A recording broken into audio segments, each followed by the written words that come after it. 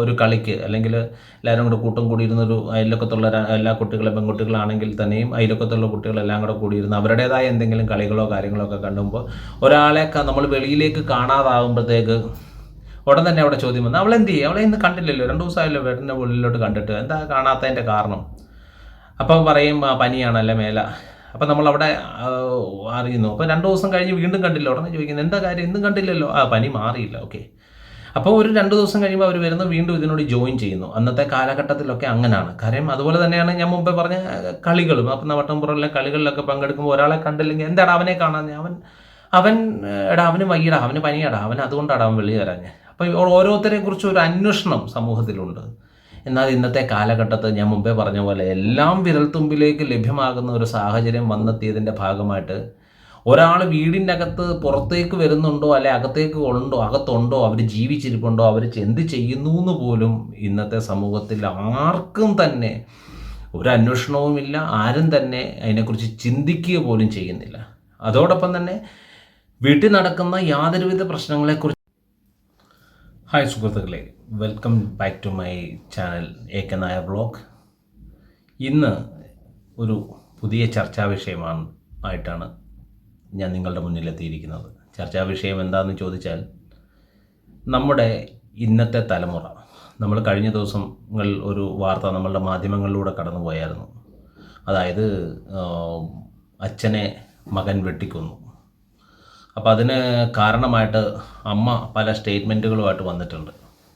അതായത് മകനെ ചൈനയിൽ MBBS വിദ്യാഭ്യാസത്തിന് വിട്ടു. ആ MBBS വിദ്യാഭ്യാസത്തിന് ശേഷം അവൻ വന്നു കഴിഞ്ഞപ്പോഴത്തേക്ക് അവൻ മുറിയിൽ നിന്ന് 2ാം നിലയിലെ മുറിയിൽ നിന്ന് പുറത്തിറങ്ങാതായി. പിന്നീട് അവൻ എന്ത് പറഞ്ഞു കഴിഞ്ഞാൽ അതിനോട് ശക്തമായി പ്രതികരിക്കുന്നു. അവന് സിനിമയോട് അഭികാമ്യം അല്ലെ അതിനോടുള്ള താല്പര്യം വർദ്ധിച്ചു. വീട്ടുകാർ അതിന് സമ്മതിച്ചില്ല. ഇങ്ങനെ പല കാര്യങ്ങൾ വന്നു. അവസാനം സ്വന്തം വീടിൻ്റെ അടുക്കളയിൽ വെച്ച് അച്ഛനെ അവൻ വെട്ടിക്കൊലപ്പെടുത്തി. ഇത് കഴിഞ്ഞ ദിവസം വന്നൊരു വാർത്തയാണ്. ആ വാർത്തയല്ല ഇന്നത്തെ എൻ്റെ ചർച്ചാ വിഷയം. എൻ്റെ ചർച്ചാ വിഷയം എന്താണെന്ന് ചോദിച്ചു കഴിഞ്ഞാൽ, എന്തും പെട്ടെന്ന് കിട്ടുന്ന ഒരു അവസ്ഥ ഇന്നത്തെ പുതുതലമുറയെ ഇതുപോലുള്ള ആപത്ഘട്ടത്തിലേക്ക് ഉണ്ടോ എന്ന് ചോദിച്ചു കഴിഞ്ഞാൽ ഒരു പരിധിവരെ ഉണ്ട് എന്നാണ് എൻ്റെ അഭിപ്രായം. ഇതെൻ്റെ മാത്രം അഭിപ്രായമാണ്, മറ്റുള്ളവരുടെ അഭിപ്രായമായിട്ട് ഞാൻ കരുതുന്നില്ല. ആ ഒരു അഭിപ്രായം എൻ്റെ ചാനലിലെ വീഡിയോയിലൂടെ ഞാനിന്ന് പങ്കുവെക്കുന്നു, അത്രമാത്രം. എൻ്റെ ചാനലിലിടുന്ന മിക്ക വീഡിയോസും എൻ്റെ അറിവിൽ ഞാൻ കേട്ടതും കണ്ടതുമായ കാര്യങ്ങളെക്കുറിച്ച് ഒരു ചർച്ച, അത് ഞാൻ ഈ ചാനലിൽ പങ്കുവെക്കുന്നു എന്നുള്ളതേ ഉള്ളൂ. കാരണം അല്ലാതെ അതിനെക്കുറിച്ച് ആധികാരികമായ വലിയ പഠനങ്ങളോ അപഗ്രഥനങ്ങളോ നടത്തിയിട്ടല്ല ഞാൻ ഇത്തരം വീഡിയോകൾ ചെയ്യുന്നത്. കാര്യം തെറ്റായ ഒരു ഇൻഫർമേഷൻ സമൂഹത്തിലേക്ക് കൊടുക്കാൻ പാടില്ലല്ലോ. അപ്പം അതുകൊണ്ട് എൻ്റെ ചില ചിന്തകളിൽ തോന്നിയ കാര്യങ്ങൾ ഞാൻ ഈ ചാനലിലൂടെ നമ്മൾ പങ്കുവെക്കുന്നു, അത്രമാത്രം. അത്രയും കരുതിയാൽ മതി. അല്ലാതെ അതിനെക്കുറിച്ച് കൂടുതൽ ആധികാരികമായി നമ്മൾ തമ്മിലൊരു വഴക്കിനോ ഒന്നിനും അതിനെക്കുറിച്ച് വേണ്ട. അപ്പം ഞാനിത് പറയാൻ വന്ന കാര്യം, ഈ പണ്ടത്തെ തലമുറ, അതായത് ഒരു 2 പതിറ്റാണ്ടുകൾക്ക് മുമ്പ്, അതായത് ഞങ്ങളുടെയൊക്കെ ബാല്യകാലം എന്നുള്ള ആ ഒരു കാലഘട്ടത്തേക്കൊക്കെ വരികയാണെങ്കിൽ, അന്ന് നമ്മളൊക്കെ കൂടുതലും സമൂഹവുമായിട്ട് കൂടുതൽ ബന്ധപ്പെട്ട് ജീവിക്കുന്ന ഒരു വിഭാഗമായിരുന്നു അന്നത്തെ കുട്ടികളൊക്കെ കൂടുതലും. അതായത് സമൂഹവുമായിട്ട് ബന്ധപ്പെട്ട് നിൽക്കുക എന്നൊക്കെ പറഞ്ഞു കഴിഞ്ഞാൽ എന്താണെന്ന് ചോദിച്ചു കഴിഞ്ഞാൽ, നമ്മൾ നല്ല രീതിയിൽ നമ്മുടെ നാട്ടിൻപുറങ്ങളിലൊക്കെ നല്ല രീതിയിൽ കളികളും ഒക്കെ ഉണ്ടായിരുന്നു. അപ്പം കളികളിലൂടെ നമ്മൾ പഠിക്കുന്നത് വളരെ വലിയൊരു സംഗതിയാണ്. എന്താ, അതായത് നമ്മൾ കൂട്ടുകൂടി കളിക്കുമ്പോഴത്തേക്ക് ഒരു കളിയിൽ ജയിക്കാം, ഉടൻ തന്നെ അതിൽ ഒത്തിരി സന്തോഷിക്കേണ്ട, ഉടൻ തന്നെ അടുത്ത കളി പരാജയമായിരിക്കും. അടുത്ത കളി പരാജയമാകുമ്പോഴത്തേക്ക് ആ പരാജയത്തിലേക്ക് നമ്മൾ കൂടുതൽ എന്ത് ചെയ്യത്തില്ല, നമ്മൾ അതിൽ സങ്കടപ്പെടത്തില്ല. കാരണം അടുത്ത കളി നമുക്ക് എന്ത് ചെയ്യണം, വിജയിക്കണം. അപ്പം ഇങ്ങനെ കളികളിൽ ഏർപ്പെടുമ്പോൾ പോലും നമ്മൾ സമൂഹത്തിൽ എന്തിനേയും, അതായത് ഈ ഒരു കളി തോക്കുമ്പോൾ അടുത്തൊരു കളി ജയിക്കാൻ വേണ്ടിയിട്ടുള്ള ഒരു പരിശ്രമമാണ് നടത്തുന്നത്. അപ്പം ജയം തോൽവി ഇത് ജീവിതത്തിൽ നിന്ന് നമുക്ക് ജീവിതത്തിൻ്റെ ഒരു ഭാഗമാണ്. ഒരു തോൽവി കണ്ടുകൊണ്ട് സങ്കടപ്പെടേണ്ട ആവശ്യമില്ല, ഒരു വിജയം കണ്ടുകൊണ്ട് അമിതമായിട്ട് സന്തോഷിക്കേണ്ട ആവശ്യമില്ല എന്നുള്ള തരത്തിലേക്കുള്ള ഒരു ചിന്താഗതി ആ കളിയിലൂടെ നമുക്ക് കുട്ടികളിലേക്ക് കുട്ടിക്കാലം മുതലേ നമുക്ക് വന്നെത്തും എന്നത് ഒരു കാര്യം. രണ്ടാമതായിട്ട്, പണ്ട് കാലഘട്ടത്ത് നമ്മളെ സംബന്ധിച്ചിടത്തോളം നമുക്ക് എന്താ പറയുക, ഇപ്പോൾ ഒരു സിനിമ കാണണം, ഞങ്ങളുടെയൊക്കെ കുട്ടിക്കാലത്തൊരു സിനിമ കാണണം എന്ന് പറഞ്ഞു കഴിഞ്ഞാൽ എന്ത് ചെയ്യണം? ആ സിനിമ തിയേറ്ററിൽ പോകണം, ക്യൂ നിൽക്കണം, ക്യൂ നിന്ന് നമ്മൾ എന്ത് ചെയ്യണം? ടിക്കറ്റ് എടുക്കണം, ടിക്കറ്റ് എടുത്തിട്ട് നമ്മൾ സിനിമ കാണണം. അപ്പം അതിൽ നിന്ന് ഇന്ന് വ്യത്യസ്തമാണ്. കാര്യം സിനിമ കാണണമെങ്കിൽ അന്ന് ടൗണിൽ പോകണം, ടൗണിൽ പോയാൽ മാത്രമേ തിയേറ്ററുകളുള്ളൂ. തിയേറ്ററിൽ പോയി വെയിറ്റ് ചെയ്യണം, ഒരു ഷോ കഴിഞ്ഞ് അടുത്ത ഷോയ്ക്ക് വേണ്ടി നമ്മൾ വെയിറ്റ് ചെയ്യണം. അപ്പം ഇന്ന് അതല്ല. ഇന്നെന്താണ്? ഇന്ന് ഇപ്പോൾ എനിക്കൊരു സിനിമ കാണണമെന്നുണ്ടെങ്കിൽ എൻ്റെ ഫോണിലല്ല, ഇന്നത്തെ തലമുറയിൽ ഒരു കുട്ടിക്ക് ഒരു സിനിമ കാണണമെന്നുണ്ടെങ്കിൽ, അത് ഏത് ഭാഷയിലുള്ള സിനിമ കാണണമെന്നുണ്ടെങ്കിലും അവൻ്റെ മുറിയിലിരുന്ന് കഴിഞ്ഞ് അവൻ്റെ വിരൽത്തുമ്പിൽ ഇവൻ്റെ മൊബൈലിലേക്ക് ഒന്ന് ടൈപ്പ് ചെയ്ത് കഴിഞ്ഞാൽ, സിനിമയുടെ പേര് ടൈപ്പ് ചെയ്ത് കഴിഞ്ഞാൽ വിതിൻ സെക്കൻഡ്സ് അവനിലേക്ക് ആ സിനിമ എത്തപ്പെടുകയാണ്. ഇവൻ അവിടെ ഒറ്റയ്ക്കിരുന്ന് ആ സിനിമ വീക്ഷിക്കുകയാണ്. അവൻ്റെ ചിന്താഗതിയിലൂടെ മാത്രമാണ് അവൻ ആ സിനിമയെ കാണുന്നത്. അതേസമയം നമ്മളൊരു തിയേറ്ററിൽ പോയിരുന്നൊരു സിനിമ കാണുമ്പോഴത്തേക്ക് ഉണ്ടാകുന്ന പ്രത്യേകത എന്താണ്? തിയേറ്ററിൽ പോയിരുന്ന് നമ്മൾ സിനിമ കാണുമ്പോൾ അവിടെ അതിലെ ഓരോ വൈകാരിക രംഗങ്ങളും തമാശകളും വരുമ്പോൾ എല്ലാവരും ഒരുമിച്ചാണ് ഇരുന്ന് ചിരിക്കുന്നത്. എല്ലാവരും അതിലെ എന്തെങ്കിലും തെറ്റായ ഒരു കാര്യം കണ്ടു കഴിഞ്ഞ് കഴിഞ്ഞാൽ അവിടെ എല്ലാവരും കൂടെ കൂവുന്നു, അല്ലെങ്കിൽ നല്ലൊരു കാര്യം കണ്ടാൽ കൈയടിക്കുന്നു. അപ്പോൾ ആ കൈയടി അല്ലെ ആ കൂവൽ അല്ലെ അങ്ങനെയുള്ള ആ ഒരു പ്രവണത എല്ലാവരും ചെയ്യുന്നത് നമ്മൾ തിയേറ്ററിലിരുന്ന് സിനിമ കാണുമ്പോൾ നമ്മളത് വീക്ഷിക്കപ്പെടുക. അപ്പം നമുക്ക് മനസ്സിലാവും എൻ്റെ കാഴ്ചപ്പാടിൽ നിന്ന് വിഭിന്നമായി എന്തിനാണ് ഇവർ കൂവുന്നത്, എന്തിനാണ് ഇവർ ഇപ്പോൾ ചിരിക്കുന്നത്, എന്തിനാണ് ഇവർ ഇപ്പോൾ ആഹ്ലാദിക്കുന്നത്. അപ്പം എൻ്റെ കാഴ്ചപ്പാടിൽ നിന്ന് വിഭിന്നമാണല്ലോ മറ്റുള്ളവരുടെ കാഴ്ചപ്പാട്, അല്ലെങ്കിൽ ഞാൻ ചിന്തിച്ച പോലെ തന്നെയാണല്ലോ സമൂഹത്തിലെ മറ്റുള്ളവരും ചിന്തിക്കുന്നത്, എനിക്കത് ഇഷ്ടപ്പെട്ട സീൻ തന്നെ ആ മറ്റുള്ളവർക്കും ഇഷ്ടപ്പെട്ടല്ലോ. ഇങ്ങനെയുള്ള ഒരു സോഷ്യൽ തോട്ട് നമുക്ക് ആ തിയേറ്ററിൽ നിന്ന് ലഭ്യമാകുന്നു എന്ന് ഞാൻ കരുതുന്നു. എന്നാൽ ഞാൻ മുമ്പേ പറഞ്ഞ പോലെ ഇന്നത്തെ കുട്ടികളെ സംബന്ധിച്ചിടത്തോളം അവരുടെ ഏറ്റവും പ്രധാന പ്രശ്നങ്ങളിലൊന്നെന്ന് പറയുന്നത് ഇങ്ങനെയുള്ള സോഷ്യൽ തോട്ടോ ഒന്നും കാണുന്നില്ല. അവനൊരു സിനിമ അവൻ്റെ മുറിയിലിരുന്ന് അവൻ കാണുകയാണ് അല്ലേ. അപ്പോൾ അവൻ്റെ ചിന്താഗതി മാത്രം, അവനത് ഇഷ്ടപ്പെട്ടോ അവനത് ഇഷ്ടപ്പെട്ടില്ലയോ എന്ന് മാത്രമേ അവനത് ചിന്തിക്കുന്നുള്ളൂ. അവൻ്റെ ചിന്താഗതിയിലൂടെ മാത്രമേ അവനത് കാണുന്നുള്ളൂ. രണ്ടാമത്തെ കേസ് അല്ലെ വേറൊരു കേസ് പറയുകയാണെങ്കിൽ, പണ്ട് കാലഘട്ടത്തെ സ്കൂൾ കോളേജ് ജീവിതങ്ങളൊക്കെ എടുത്തു കഴിഞ്ഞാൽ, ആ സ്കൂൾ കോളേജ് ജീവിതങ്ങളൊക്കെ എടുത്തു കഴിയുമ്പോഴത്തേക്ക് അവിടെ ഒരു പെൺകുട്ടിക്ക് ഒരു ആൺകുട്ടിയോടൊരു പ്രണയം തോന്നുന്നു, അല്ലെങ്കിൽ ഒരു ആൺകുട്ടിക്ക് പെൺകുട്ടിയോടൊരു പ്രണയം തോന്നുന്നു. അപ്പം ഈ പ്രണയം നമുക്ക് ഒന്ന് പ്രണയം അവളെ അറിയിക്കണം, അല്ലെങ്കിൽ പ്രണയം അവനെ അറിയിക്കണം. എങ്ങനെയാണ്? അതൊരു ഹ്യൂജ് പ്രോസസ്സാണ് അല്ലേ. അതായത് നമ്മൾ എന്ത് ചെയ്യുന്നു? ഒന്നില്ലെങ്കിൽ കൂട്ടുകാർ വഴി അവരോട് പറയുന്നു, അതല്ലാന്നുണ്ടെങ്കിൽ ഒരു ലെറ്റർ എഴുതി അവരുടെ കൊടുത്തു വിടുന്നു. അപ്പം ഒരുപക്ഷെ നമ്മൾ വെള്ളിയാഴ്ച ആയിരിക്കും കൊടുക്കുന്നത്, പിന്നെ തിങ്കളാഴ്ച ചൊവ്വാഴ്ച വേണം അതിൻ്റെ റിപ്ലൈ കിട്ടാൻ. അപ്പം നമ്മളവിടെ കാത്തിരിക്കണം. അപ്പം നമ്മൾ കാത്തിരിക്കുമ്പോൾ കുറേ സമയം കഴിഞ്ഞിട്ടാണ് അതിൻ്റെ കിട്ടുന്നത്, നമുക്ക് റിപ്ലൈ കിട്ടുന്നത്. അപ്പോൾ ഒരു പരിധി വരെ നമുക്കവിടെ നമ്മളിൽ ഒരു ക്ഷമയുണ്ട്. എന്തിനു വേണ്ടി? അതിൻ്റെ റിസൾട്ട് കിട്ടാൻ വേണ്ടിയിട്ട്. അതായത് വി വിൽ ബി വെയിറ്റ്. നമ്മൾ ചിലപ്പം അത് സക്സസ് ആകാം, അല്ലെങ്കിൽ അത് പരാജയപ്പെട്ടു പോകാം. സക്സസ് ആയാലും പരാജയപ്പെട്ടു പോയാലും I will be waiting for that എന്നുള്ള ഒരു ക്ഷമാശീലം അല്ലേ കുട്ടികളിലേക്ക് അല്ലെ അന്നത്തെ തലമുറയ്ക്ക് ഉണ്ടായേക്കാം, അല്ലെ ഒരുപക്ഷെ അത്തരം സാഹചര്യങ്ങളിലൂടെ ഉണ്ടായിരിക്കും അല്ലേ. എന്നാൽ ഇന്ന് നമുക്ക് അങ്ങനെ ഒരു പ്രണയം ഇന്നത്തെ തലമുറയ്ക്ക് തോന്നിയാൽ എന്താണ് അവരുടെ അവസ്ഥ? അവരുടെ അവസ്ഥ എന്ന് പറയുന്നത് നിസ്സാരമല്ലേ. ഉടനെ തന്നെ മൊബൈൽ എടുക്കുന്നു, വാട്സപ്പ് എടുക്കുന്നു, അല്ലെങ്കിൽ ഇൻസ്റ്റാഗ്രാം എടുക്കുന്നു, അതല്ലാന്നുണ്ടെങ്കിൽ ഫേസ്ബുക്ക് എടുക്കുന്നു, അതിലൂടെ ചാറ്റ് ചെയ്യുന്നു, എൻ്റെ ഇഷ്ടം അറിയിക്കുന്നു, അവരുടെ നമ്പർ എങ്ങനെയെങ്കിലും എടുത്ത് അതിൽ അറിയിക്കുന്നു, ഉടൻ തന്നെ റിപ്ലൈ നോ അല്ലെങ്കിൽ യെസ്. അപ്പോൾ എന്താണ് അവൻ്റെ പ്രത്യേകത? അവൻ്റെ പ്രത്യേകത എന്ന് പറഞ്ഞു കഴിഞ്ഞാൽ ആ സ്പോണ്ടേനിയസ് ആണ്. അത് വളരെ പെട്ടെന്ന് തന്നെ അവൻ അതിനുള്ള മറുപടി കിട്ടുകയാണ്. അപ്പോൾ അവനിൽ ആ ക്ഷമാശീലമില്ലാതെ വരുമ്പോഴത്തേക്ക് അവൻ എന്താണ്, ഏത് കാര്യങ്ങളും വളരെ പെട്ടെന്ന് തന്നെ അവന് നടക്കണം. എന്ന് പറഞ്ഞാൽ അവൻ ആഗ്രഹിക്കുന്ന കാര്യങ്ങൾ യാതൊരുവിധ സങ്കോചവും കൂടാതെ നിമിഷ നേരങ്ങൾക്കുള്ളിൽ തന്നെ ആ കാര്യം നടന്ന് അവന് ലഭ്യമാകണം. ലഭ്യമായില്ലെങ്കിൽ അവനത് സഹിക്കാൻ അല്ലെ അത് ക്ഷമിച്ചെടുക്കാനുള്ള അവൻ ആ ഒരു സഹനശക്തി ഇന്നത്തെ തലമുറയ്ക്ക് ഉണ്ടാകത്തില്ല എന്നുള്ളതും വലിയൊരു പ്രശ്നമായിട്ട് ഞാൻ കാണുന്നു. പിന്നെ അതോടൊപ്പം തന്നെ നമുക്ക് ഇന്നത്തെ പോലെ ഒത്തിരി ചൈനീസ് ഫുഡുകളും കാര്യങ്ങളും ഒന്നും ഒരു 2-3 പതിറ്റാണ്ട് മുമ്പുള്ള കാലഘട്ടങ്ങളിലൊന്നുമില്ല.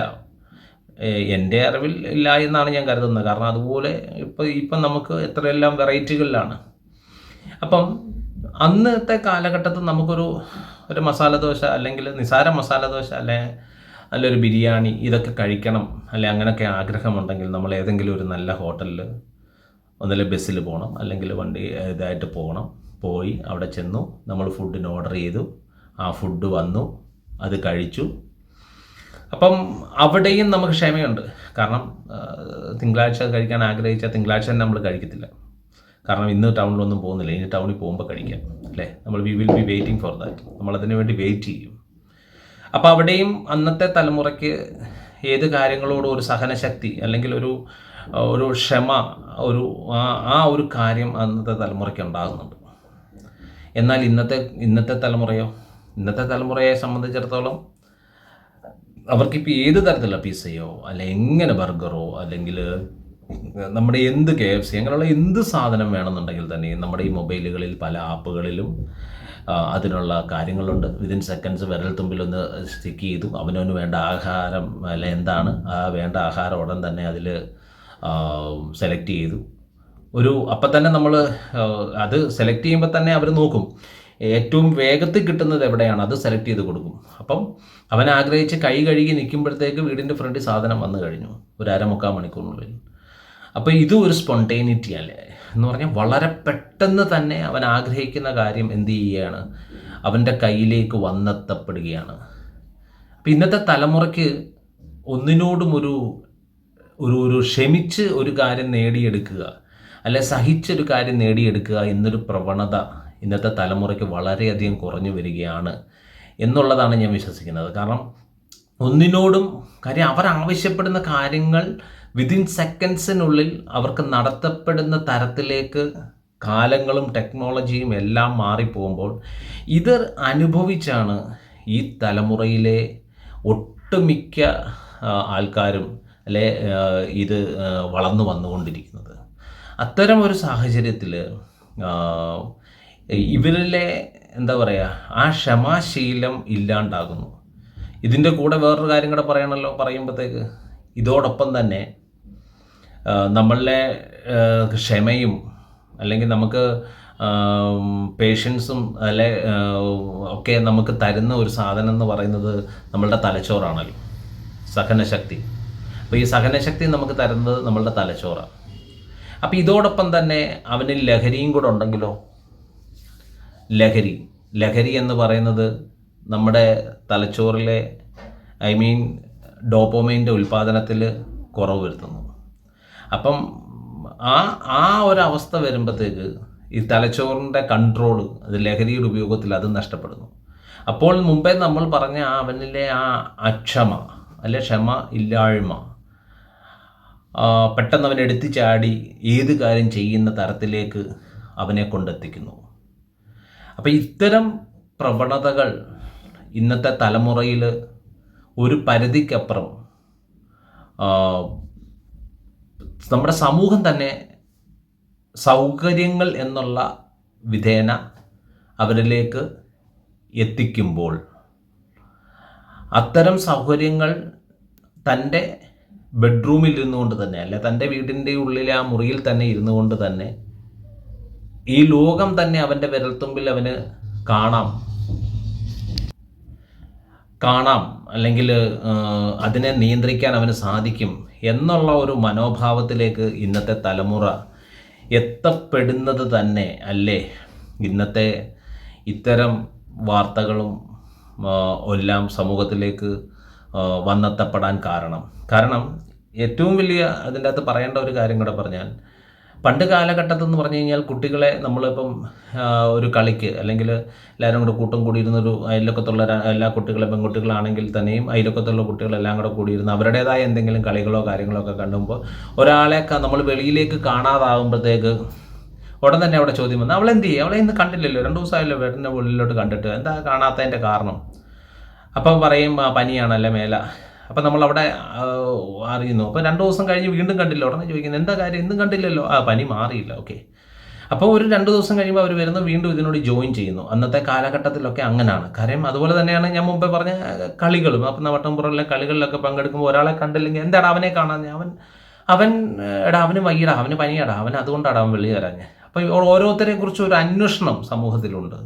എന്നാൽ ഇന്നത്തെ കാലഘട്ടത്തിൽ ഞാൻ മുമ്പേ പറഞ്ഞ പോലെ എല്ലാം വിരൽത്തുമ്പിലേക്ക് ലഭ്യമാകുന്ന ഒരു സാഹചര്യം വന്നെത്തിയതിൻ്റെ ഭാഗമായിട്ട് ഒരാൾ വീടിൻ്റെ അകത്ത് പുറത്തേക്ക് വരുന്നുണ്ടോ അല്ലെ അകത്തുണ്ടോ അവർ ജീവിച്ചിരിപ്പുണ്ടോ, അവർ എന്ത് ചെയ്യുന്നു എന്ന് പോലും ഇന്നത്തെ സമൂഹത്തിൽ ആർക്കും തന്നെ ഒരു അന്വേഷണവുമില്ല. ആരും തന്നെ അതിനെക്കുറിച്ച് ചിന്തിക്കുക പോലും ചെയ്യുന്നില്ല. അതോടൊപ്പം തന്നെ വീട്ടിൽ നടക്കുന്ന യാതൊരുവിധ പ്രശ്നങ്ങളെക്കുറിച്ച് പുറം ലോകമൊട്ട് അറിയുന്നില്ല, വീട്ടിലുള്ളവർ പോലും അറിയുന്നില്ല. അങ്ങനെ വരുന്നതിൻ്റെ ഭാഗവാക്കായിട്ടാണ് ഇന്നത്തെ ഈ സമൂഹം ഇതുപോലെയുള്ള മൂല്യച്യുതികളിലേക്ക് ചെന്നെത്തപ്പെടുന്നത് എന്നുള്ളതാണ് എൻ്റെ ഒരു നിഗമനം. അപ്പം ഒരു പരിധിവരെ ഒരു 2 പതിറ്റാണ്ടുകൾക്ക് മുമ്പുള്ള ആ ഒരു ബാല്യകാലഘട്ടത്തിലെ കുട്ടികളുടെ ആ കൂട്ടത്തിലുള്ള അവരുടെ ഒരുമിച്ചുള്ള ആ ഒരു സന്തോഷവും പങ്കുവെക്കലും അല്ലെങ്കിൽ ഒരു കൂട്ടായ്മകളും ഒക്കെ ഒരു പരിധിവരെ നമ്മുടെ സമൂഹത്തെ നല്ലതിലേക്കായിരുന്നു നയിക്കപ്പെട്ടിരുന്നത് എന്ന് ഒരു പക്ഷേ ഞാനിന്ന് ചിന്തിച്ചു പോവുകയാണ്. കാരണം ഇന്ന് കണ്ടുവരുന്ന ഓരോരോ വാർത്തകളും നമ്മളുടെ ചിന്തകളെ കൊണ്ടുചെന്നെത്തിക്കുന്നത് ആ ഒരു നമ്മളുടെ ഒരു വളരെ സന്തോഷകരമായ ആ ഒരു കാലഘട്ടത്തെക്കുറിച്ചാണ്. അപ്പം ആ ഒരു ഇന്നത്തെ തലമുറയിലെ പേരൻസ് എന്ന് പറയുന്ന വിഭാഗത്തിലുള്ള എല്ലാ തരം ആൾക്കാരും ആ ഒരു കാലഘട്ടത്തിലൂടെ കടന്നു വന്നവരായതുകൊണ്ട് എനിക്ക് അത്തരം പേരൻസിനോടെല്ലാം എനിക്ക് അഭ്യർത്ഥിക്കാനുള്ളത്, നമ്മളിലെ ആ കുട്ടിക്കാലത്തിൻ്റേതായ ആ കൗമാര കാലഘട്ടത്തിലുണ്ടായിരുന്ന ആ കളികളും ആ കൂട്ടായ്മകളും ആ സന്തോഷങ്ങളും എല്ലാം നമ്മളുടെ വരും തലമുറയിലെ കുട്ടികൾക്കും കൂടി പകർന്നു കൊടുക്കത്തക്ക രീതിയിലുള്ള ഒരു അന്തരീക്ഷം നമ്മുടെ സമൂഹത്തിൽ നമ്മുടെ ചുറ്റുപാടുകളിൽ സംജാതമാക്കുകയാണ് എങ്കിൽ ഒരു പരിധിവരെ ഇത്തരം പ്രവണതകളെ കുറച്ച് സമൂഹത്തെ ഒരു നന്മയുടെ മേച്ചിൽപ്പുറത്തിലേക്ക് വരും തലമുറയെ നമുക്ക് കൊണ്ടുവന്നെത്തിക്കാം എന്നുള്ള ഒരു അഭിപ്രായം പങ്കുവെച്ചുകൊണ്ട് ഞാൻ ഇന്നത്തെ വീഡിയോ നിർത്തുന്നു. അപ്പം എൻ്റെ വീഡിയോ കണ്ടിട്ട് അതിൽ നല്ല അഭിപ്രായങ്ങളുണ്ടെങ്കിലും ചീത്ത അഭിപ്രായങ്ങളുണ്ടെങ്കിലും അതെനിക്ക് കമൻ്റായിട്ട് അറിയിക്കുക. എൻ്റെ വീഡിയോസ് ഇഷ്ടപ്പെടുന്നുണ്ട് എങ്കിൽ എൻ്റെ ചാനൽ ലൈക്ക് ചെയ്യുക, സബ്സ്ക്രൈബ് ചെയ്യുക. നന്ദി, നമസ്കാരം.